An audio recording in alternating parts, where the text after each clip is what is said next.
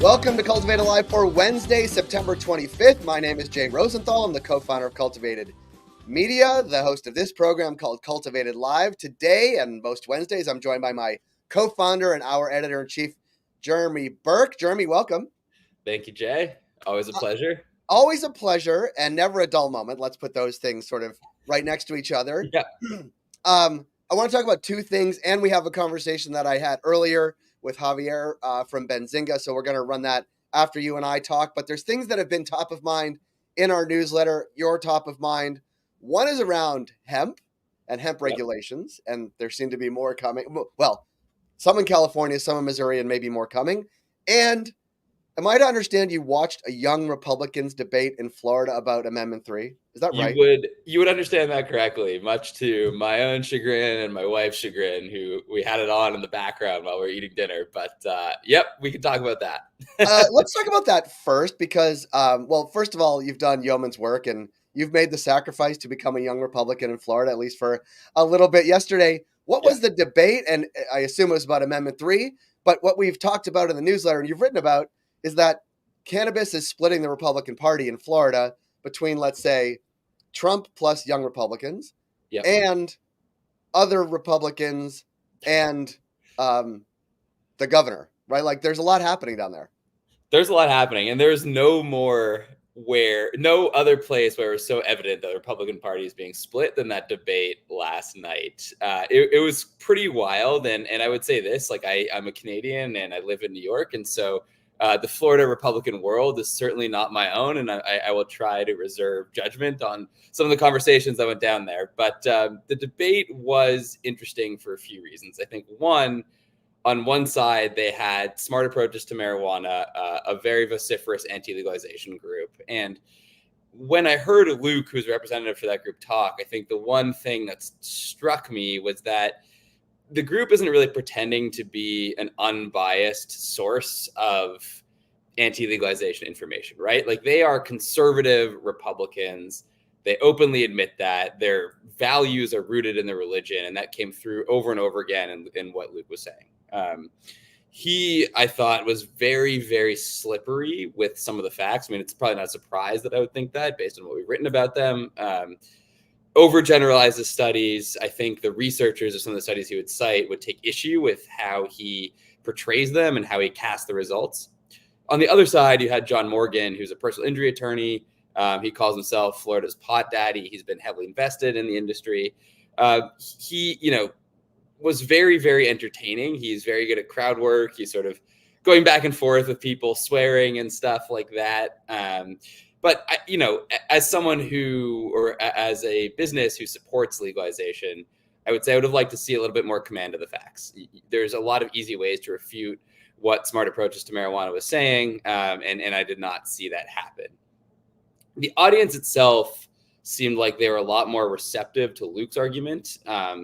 There's a lot of sort of paeans to God and liberty, and I think Luke at one point had this tortured argument about Mills and Locke and how that despite being pro-free market, the free market can only exist with virtue and cannabis is not virtuous. It was some sort of tortured religious metaphor and the audience loved that. And so, I spent about an hour and a half of my night watching that. That's the way it went. Will it affect the Amendment 3 debate? I don't think so. But was it a fascinating window into the psychology of Florida Republicans? Absolutely. You're never going to get that time back, just so you know. No. We're going to put that up to education of you on Republican Florida politics. But I imagine those politics exist in other places too. This is just a highlight because Amendment 3 is on the ballot. But also in the same week, the Yes on 3 folks released an ad, which we had in our newsletter, and it's on our YouTube channel as well, about a relatively conservative sheriff who has put many people, by his own admission, has put many people away for possession of cannabis, coming out in favor of Amendment 3, and a pretty strong ad. And so, how many, I know you watched this debate online. There were probably maybe 100 or so folks in that room, but a vast majority of Floridians are seeing a relatively conservative sheriff on TV touting Amendment 3 and a yes vote. Right. So, I mean, that is the picture that we're never going to see because we're not watching TV in Florida. But I wonder what the no side is doing on TV aside from having the governor sort of carry their water in the press. Yeah, look, I mean, the no side, and this did come up in the debate. They're really sort of focused not on the harms of cannabis legalization, but on the fact that Amendment 3 is a handout to Trulieve and to these big companies. Like, they're focused on this sort of anti-corporate agenda, the anti-monopoly agenda, less on the personal liberty agenda. Because I think, look, they do see the polling, and whether or not Amendment 3 passes, like, I don't want to put myself out there and handicap it. I think it looks likely, but things could change. There still is high 50s to low 60s% support for legalization in Florida. Like, it is a winning issue. Whether it breaks the threshold is an open question, but I think the No on 3 campaign seems to understand that people do like cannabis and they want it to be at least, if not legalized, less restricted. And so they're focused on, this corporate argument saying, look, like, this isn't really legalization. This is a monopoly handout. You won't be able to grow at home. No, these are things that the legislature could fix after the Amendment 3 passes. But I think it's a pretty receptive argument. And there is even some folks within the cannabis industry in Florida and within the hemp industry in Florida, who are very publicly against Amendment 3 because they don't think it provides them enough opportunity. And so it's a pretty interesting question. I think the broader press will look at Amendment 3 and look at Florida as a referendum on legalization as an issue. But I think the nuance is a little bit different. It's more about how we're legalizing cannabis, who benefits from this, and how it's going to be done in a relatively red state versus a referendum on the issue itself. And in that red state, we have this, and we've written about it and we've talked about it a lot, this sort of hemp versus cannabis, regulated cannabis battle going on. The hemp folks, no on 3, the cannabis folks, Trulieve included, yes on 3. That's on one coast of the U.S. On the other coast of the U.S., in California, we have seen an emergency crackdown on hemp-derived THC products in California, led by Governor Newsom. That went into effect this week. That also is sort of top of mind of the industry, certainly on the hemp side, but also on the cannabis side. Similar measures in Missouri, although less restrictive and I guess less regulatory. They're not going to crack down quite as hard. But this all is another theme that seems to be emerging exactly right now. What's your take on what's happening in California, and are there larger implications? Yeah, there absolutely are large implications. I mean, I think, you can quibble with how rapidly California clamped down on the intoxicating hemp industry. And I think, there are going to be some really good products that are caught in the crossfire, CBD products, areas where people don't have dispensaries within 20 or 30 miles, like they can only get these intoxicating hemp products. And that matters for medical patients, especially. But at the same time, I think what we are going to see and what California's move predicates is a broader crackdown on intoxicating hemp. I mean, let's be honest, the 2018 Farm Bill didn't intentionally legalize intoxicating products. I mean, anyone who thinks that, I think, is a little bit delusional or hasn't read the text clearly enough. And so we have loosely regulated intoxicating products flourishing around the country, with children able to buy them. That doesn't mean that every single product is bad, right? I mean, I think, when you really get into the nuance, there is a difference between, Delta 9 THC beverages developed by a cannabis company, Delta 9 being the most similar THC to what's in cannabis, versus, a Nerd's Rope that has like 200 milligrams of Delta 8. Like those are totally different products and they should be treated differently. But I do believe that we are going to see, and lawmakers are going to push for, regulating intoxicating hemp the same way that cannabis is regulated. I think the writing is on the wall, and I think companies should probably start preparing for that now. Now, look, that's not a value judgment on these products themselves. Like, as we wrote in the newsletter today, like Delta 9 beverages, whether it's derived from hemp or just regular cannabis, it's the same exact product. It's just Delta 9 or THCA or however you call it. Those products just need to go through an extra hoop. And look, in Canada, that problem doesn't exist. Like, there is no distinguishing really between hemp and cannabis in terms of intoxicating products. It's only sort of an industrial classification in Canada's law. And so, I think the writing's on the wall, and I think whether or not states will follow California's harsh example, it's clear to me that there are going to be much more regulations coming for the intoxicating hemp space. I agree with that, Jeremy. With that, also, just so you know, we have a conversation coming up with Chris Roberts on Friday as part of our Reporter's Notebook. and that is from MJ Biz, and this will be part of, he wrote a story this week about this in California, so we'll be talking about that with him as well. And I want to thank you for your tireless mission to follow what's happening in Florida. You should be sainted for watching that debate, and maybe other young Republican debates too that are streamed. So thank you in advance for the future observations of those two. I want to get to a conversation I had earlier with Javier Hesse from Benzinga about their upcoming Cannabis Capital Conference in Chicago. That's a lot of C's right next to each other. But we're going to get to that. Jeremy, thanks for your time on this Wednesday, and we'll talk to you soon. Thank you, Jay. Appreciate it. Javier, good to see you, even if it's not face-to-face for sure, for real. Well, we'll get to see each other in a few weeks, in a few days, actually. Well, that's a very good segue. That's why I wanted to have you on, because I am, and you are, and I don't know, a couple hundred others are heading to Chicago for the Benzinga Cannabis Capital Conference in Chicago on the Magnificent Mile, which sounds really cool to say. Give us, I have not been to a Benzinga yet, so like that's my bad, but I can't wait to go. But talk a little bit about what people find so special about these events, especially these events in these times. Well, first of all, thank you for having me. Big fan of Cultivated, long-time listener, first-time caller. I like that. And yeah, I mean, people are flying, like you and I, we're flying from opposite ends of the continent. I'm flying in from Argentina. It's like 18 hours. You're flying in from Canada, I believe. And we're all meeting in Chicago, right? To learn, to push the cannabis industry forward. To network, to find new business opportunities, right? The tagline for our Chicago conference, we've done about 20 national cannabis capital conferences over the years.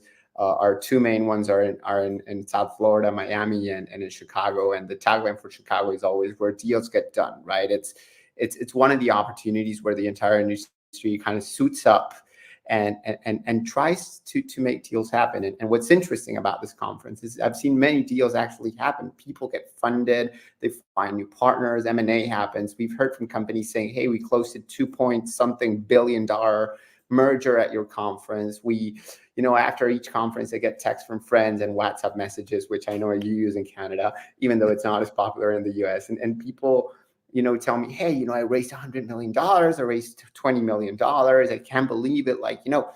The environment, the capital markets right now are tough for many, right? So finding capital is rare, right? And of course, I'm biased, but I love this event, right? I think it's productive. It's a good use of time. Like in 2 days, you do more business than you can do often in weeks on end. And of course, the speakers also are amazing. This year we have a newcomer, which is Ross Gerber from Gerber Kawasaki, big investor. Of course, some of our favorite returning speakers like Alexia Alionello from X, formerly Twitter, cannabis champion in the social media, in the mainstream social media world, which I think is amazing. Boris Jordan from Curaleaf, Charlie Batchel from Cresco, Ricky Williams, Jim Belushi, Emily Paxia. I think Jackie Bryant is delivering opening remarks as well, which I'm very excited about. I love her work as well. Some of her best friends in journalism, like Deborah Borchardt, Jay Rosenthal. That's true. Well, it's even that list is quite is obviously impressive from the content that will be on stage and stages there. But to go back to sort of this time and place, those that have their operations, there's a lot of sort of big cannabis companies, operators based in Chicago. They view it as the cannabis capital of the world, and I think that title is up for grabs, and that seems like as good a place as any. I think the folks in New York or LA or even sometimes Las Vegas, they may have a challenge with it. But if you look at the companies based there and you look at sort of what will be happening at conferences like this, there is this unique time and place being Chicago and right now where we are on the cusp, certainly in the US, of rescheduling. Ideally, over the next couple of months, let's say. We have both presidential candidates sort of speaking, I wouldn't say from the same song sheet about any issue, but seem to sound more and more similar on this particular issue over the past couple of weeks. And, we will be less than a month out from a national campaign in the US. Like, there is some excitement to what is happening on the cannabis landscape, and being in Chicago and being a Cannabis Capital Conference. Like, there seems to be a lot thrown into the mix that this has buzz. The others always have buzz, but this one is particularly well timed and particularly well placed. Indeed, I mean it's an exciting time, right? We call it the last big event before the election, and people from all parts of the political spectrum show up. We even have lawmakers and former lawmakers and insights from DC, insights from corporate America, from smaller operators. We work very hard to have equal representation at this conference as well, right? You will see there are scholarships for women-owned businesses, for minority-owned businesses, and I think that melange of elements and people really added value to what's going on there. We started as a capital conference. Now we've expanded to all things business, to branding and marketing, right? There's so many challenges constantly emerging and so many opportunities constantly emerging in cannabis, right? I think looking from abroad many times in America, you see that they're so creative. They come up with the craziest innovations, the craziest loopholes, the craziest ways to make this work, right? No federal legalization, no problem. Here's Delta 1, 2, 3, and a million, right? And all these things are controversial, right? There are people on both sides of the issue here. Some people love it, some people don't, right? So I think there's debate there to be had, a discussion to be had, and really an analysis of the business opportunities that come from it. I like to say that this is an industry that allows us to do well by doing good, right? So if you're going to put your money somewhere, why not cannabis?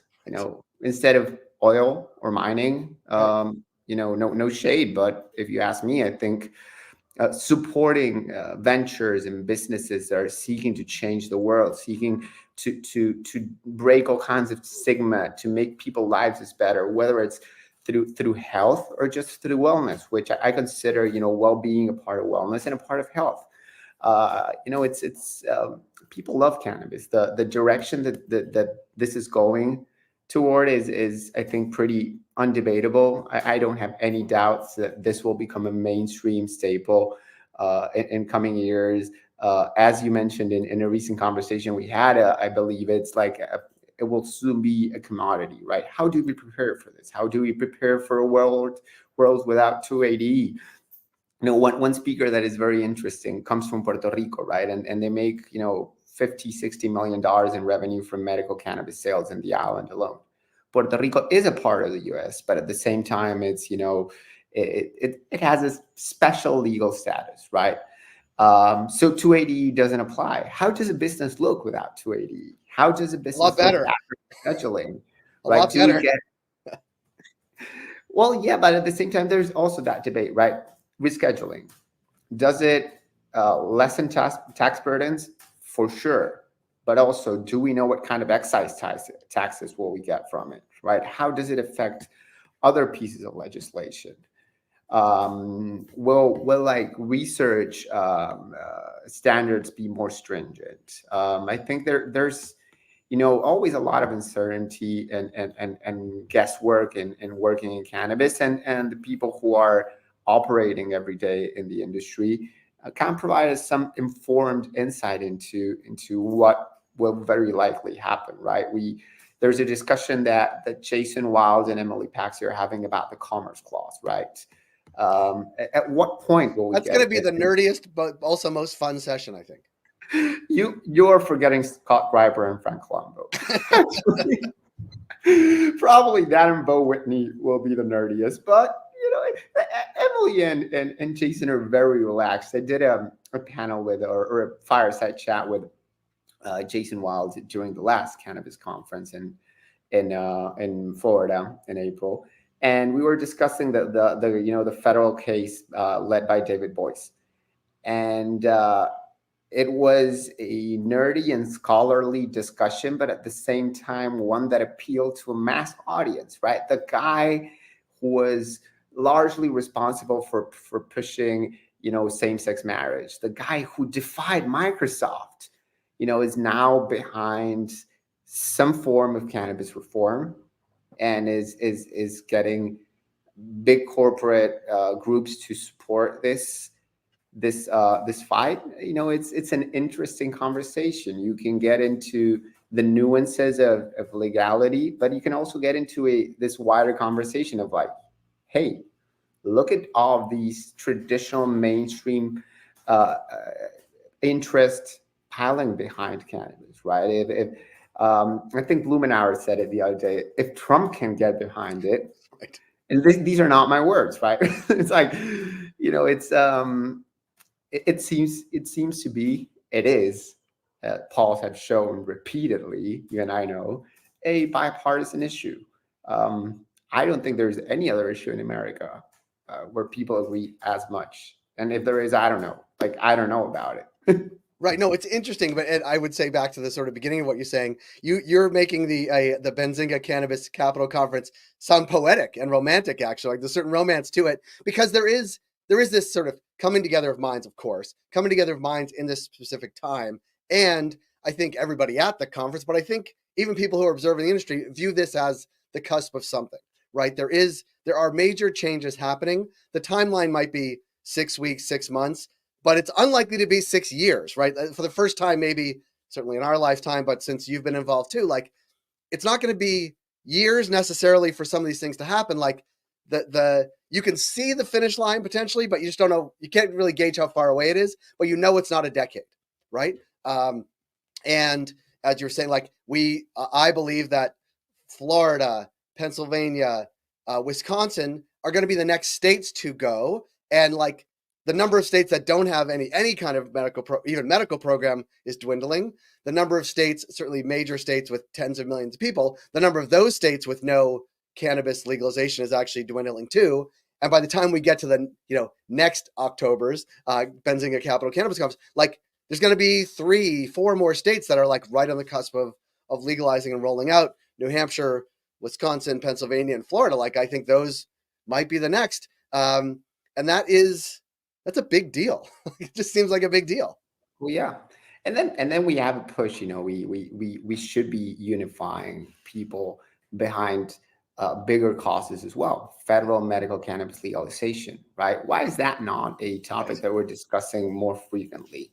Why do people need to often struggle to get life-saving medicine, right? Why aren't we discussing, people being imprisoned for non-violent cannabis offenses more? And when we do that, right? So when you say, I kind of romanticize the event, it's because it brings these two worlds together, right? I care personally in my free time more about social causes than I do about making money. But at the same time, I do believe firmly that money talks, especially in America. And what drives political change in many cases is is this evidence that is piling up. This is, the proof is in the pudding. In this case, it's in the bank or not in the bank, depending on your legal situation. But I think that speaks to lawmakers, and it speaks volumes, right? So being able to reconcile the culture with the business aspect, with the finance aspect, with the social justice aspect, and see how they work together to create an industry that thrives and that allows a lot of people to thrive. I think I'm passionate about, because again, it's not just the MSOs there. It's not just the Canadian LPs, right? It's a mix of all of these different people coming together and sitting down and meeting each other for the first time in an environment that is curated, that it's not crazy, that you're not running around all day. You can just sit down and talk to the CEO of a multi-billion-dollar cannabis company as a small business operator and go, how can we work together? How can you support us? And I've seen this over and over again, right? I don't know, like Be Noble is a social, it's a social equity or social justice brand that is born from Curaleaf or is housed within Curaleaf. Trulieve has invested tens of millions of dollars to get cannabis legalized in Florida, adult use, right? And then we can discuss, of course, like which are the main motivations behind each one of these things. But I don't care, as long as something good is happening, I celebrate it. And if good business and successful business is conducive to social change, albeit let's do more it. power to it. Well, Javier, I appreciate. We look forward to seeing you in 2 weeks, and I'll be there. I'll be moderating a fireside discussion. I think it's what it's called, with Tim Barish, the CEO of Dutchie, and an important retailer. We'll talk about that in coming days and weeks. But I look forward to seeing you in Chicago. When I say Magnificent Mile, I grew up with watching Oprah Winfrey, and one of her big advertisers, like said, like the only Swiss hotel on the Magnificent Mile. So now I get to say that I will be staying not there, but it was. I do remember that very vividly for all you Oprah Winfrey fans. Javier, we'll see you in Chicago. Safe travels. Thank you. You too. See you.